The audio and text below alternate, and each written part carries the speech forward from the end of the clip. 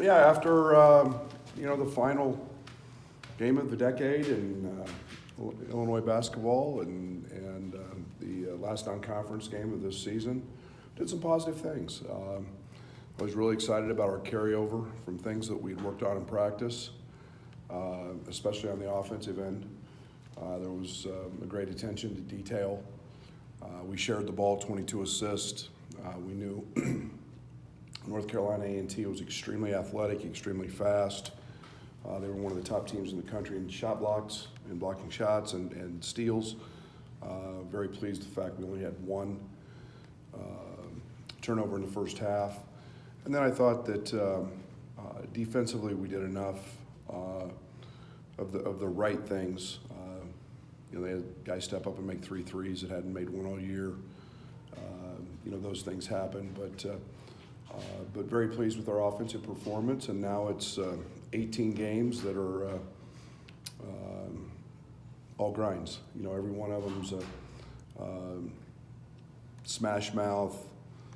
It's like you're in a boxing match when you play in the Big Ten, and we've obviously seen 2 of those games already, and there's a different atmosphere. There's a different feel about those games. Michigan State has been they've been the best of the best. They've been the best in this league for some time. Tom's been there 25 years.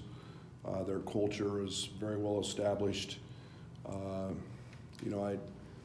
They're a team that's like a bunch of pit bulls trying to rip a tire apart. They just keep coming, and they're aggressive, and they do what they do extremely well. They're one of the elite transition teams, not just in our conference but in the country. And then it's an interesting battle. On a side note, we're both 1 and 2 in rebounding in the country, so there's an interesting battle to take place there on both the offensive and defensive glass. So, but it's a battle going into East Lansing, and that's the way we're approaching it. The schedule here, 2nd, 5th, 8th, 11th, these next 4 games, is that rhythm of every 3 days, is that harder, or is that a good rhythm? It's league play. Yeah. I mean, you get an opportunity where it's a great time to do it when you're not in school. Kids aren't missing class. Kids aren't having academic obligations to deal with. So, it's practice and preparation for games, and you can spend as much time on those things as you need to prepare. So, yeah, it's a good time for that. Into year 3 of the early Big Ten games, followed by a few non-conference games. You still like this idea of having 2 Big Ten games right smack dab in the middle of non-conference play? Yes and no. Yes and no. I understand it. It's a great opportunity to show off our league in a time where there's really a dead lull. You get teams that transition, so to speak, at semester. Sometimes they add a player, they lose a player. We've had that in our league. So the team you see early may be a lot better or a lot worse when you see them late, if you see them again. So that part of it can be a little bit of a luck of the draw. But the hardest part about it, the 2 league games, is the games after, because it is a different atmosphere and a different vibe. So now we don't have to worry about that. We got 18 straight coming our way.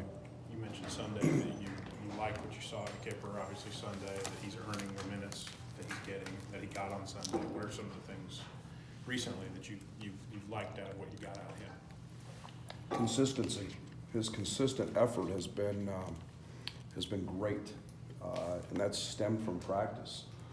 Not only is he, I thought defensively in the A&T game may have been his best game in some time. I mean, he was active on the ball. He had active hands. He was in the right spot.